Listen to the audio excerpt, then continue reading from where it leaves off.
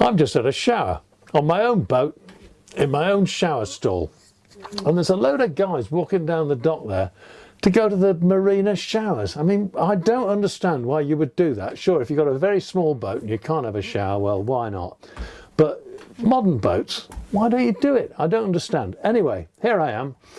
I've got loads of water on this boat. In fact, we carry something like 100 imperial gallons, maybe 120. I'm not quite sure because it's all measured in American gallons. But what that means in new money is that we got about, goodness knows, about 500 litres probably, 600 litres.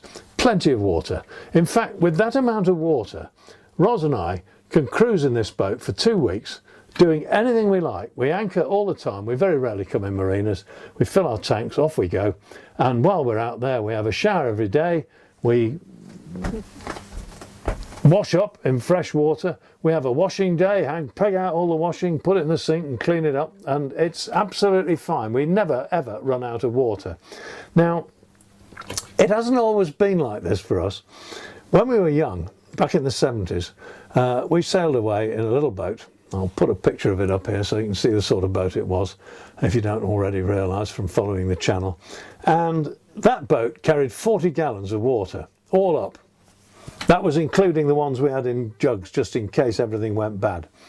And on that boat, I think our longest passage was 42 days. We were 42 days at sea, and we had 40 gallons of water. And you'll be interested to learn that when we got into port, we still had, I estimated 17 gallons of water left. So that was the amount of water we'd used. Now, today, people go yachting off, they've got water makers, and they don't worry about the water. Well, I can understand that. I think that's really good. I think if I was going off in this boat around the world now, I probably would fit a water maker. Why wouldn't you? The thing is, what if it goes wrong? And they do. I crossed the Atlantic a few years ago with a boat with a water maker, and we even flushed the loos with fresh water because we had so much of it. And guess what? Halfway across, the water maker packed up. So we were left with the good old bucket and chuck it. For drinking water, we had to ration it. And Ros and I were fine with that. We were able to explain to the owner and his wife what you do. And what we used to do on the little boat, we reckoned, actually, that we, between us, would use half a gallon of fresh water a day. That's not much, is it? Really? But it was enough. And we used to fill a half-gallon container in the morning, and that was it for the day. We might occasionally go a bit over, and once every few days we'd take a saltwater shower. If the weather was right, we'd have got a good old wash off on deck. If there was a thunderstorm coming, that was great because you get all soaked up, and then down comes the good Lord's rain, and you end up clean, a lovely fresh feeling after that. But if there's no thunderstorm, well, you just make the best of it and have a bit of extra water out of your tank for a treat, and it's all right. So that worked well. It did have its downside.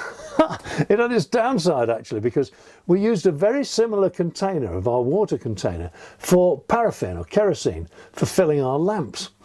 And on one occasion, Ros was very tired and she was making the morning tea. She'd been up half the night. We'd had a rough ride, and she made the tea, and she made it with the paraffin. So she boiled the kettle of paraffin. It didn't blow up. I can't believe our luck. She poured it into my tea with a tea bag, and I took a deep draught of that, and oh dear me, not good, I can tell you. Never make your tea with paraffin. You'll probably get burnt if you do. We were lucky and we didn't, but there you are. But the half gallon of water did us proud. So you can go a long way. But listen, it's not all about how much water you're putting out of the hose when you're ashore, because you get rain when you're at sea, and you get lots of it sometimes.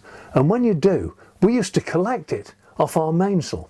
We'd have a reef very often tied in the mainsail, and in the bunt of that reef the water would gather, and it would rush down that long boom on that little gaff cutter, 21-foot boom on a 32-foot boat, and it would come rushing off at the gooseneck, and we'd get a bucket and we'd chuck it under there, swill it round quick, get rid of the salt, and the next one off we filled it up and we tipped it into the tanks.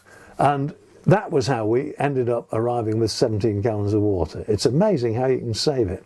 And the thing is, you see, my mate Nick, who sailed around the world, I don't know how many times, I think he's lost count, but he built his own boat, and he's smart because he didn't want a water maker or any of that grief. What he did, he put his water fillers right by the tow rail, outboard on the deck. Deck's nicely cambered, and when the rain came down and the decks were clean, he just plugged up the limber holes in the tow rail, and the water flowed into his tanks, just took the lid off and filled his tanks up for free. What do you think of that? Isn't that intelligent? Why does nobody do that? Well, probably they haven't thought of it. I never did till I met Nick.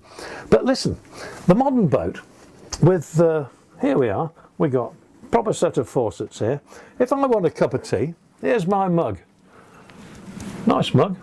I got it in a yard sale in America nearly 40 years ago, and this mug has sailed the seas with me. It's got a picture of old Constitution on it, the great American warship. So I've got two ways of filling my mug. I can either stick it under the faucet and turn the tap on. Well, that's all right, makes a noise. But what's a lot nicer is to use my foot pump. There it goes, look. And here's a trick. The water coming through that foot pump comes through an inline carbon filter. So it comes up clean every time. And I get a lovely cup of tea or a lovely glass of water, which I'm going to have now because I'm a bit hot. If I want to fill my kettle to make tea for me and Ros, I use the foot pump. Because 3 strokes of that foot pump fills my mug to tea level, and it does the same for Ros's. So 6 strokes of the pump in the kettle, put it on, and there's my cup of tea. And I haven't used any excess water, and I haven't used any excess gas either. Because gas is a thing you can't get when you're out at sea. Either you've got it or you haven't. I ran out once, coming home from America. I almost made it. We were about 50 miles short of Ireland, and couldn't get a cup of tea because the gas ran out, but we got in later that day, so it wasn't too serious. So you've got to watch out for your gas as well. But anyway, there it is with water. Think about water. It doesn't grow on trees out on boats. It might fall from the sky, but if it does, you've got to catch it. And you've got to watch out for it. You've got to watch out for your guests as well. I mean, when Ros and I were running a charter boat in the tropics years ago, it was pretty primitive in those days, and we had to fill up the water tanks with jerry cans, jugs that we'd filled up on the dock. And the boat was out on the anchor, and we'd come tottering across this steaming hot car park with these 5-gallon jerrys, one in each hand, across the car park that we'd filled up at this dodgy old tap at the back. Put them in the dinghy, and then rowed out to the boat, hoisted them on board, and poured them into the tanks. And when you've done that a few times, you appreciate the value of fresh water. And Ros came out one morning. She was walking past the forward head where the guests were, and the door was open. There's a lady in there, and she was washing her teeth, cleaning her teeth, and she was doing it under a running tap. And I tell you what, it was lucky she was a charter guest and we needed the money, because Ros would have absolutely thrown her over the side when she thought about the effort she'd put in to get that water. So water is a precious thing, and boats teach us how important it is. So if you've got a water maker, or if you go cruising, think on what happened to me and how it all works out. Have fun.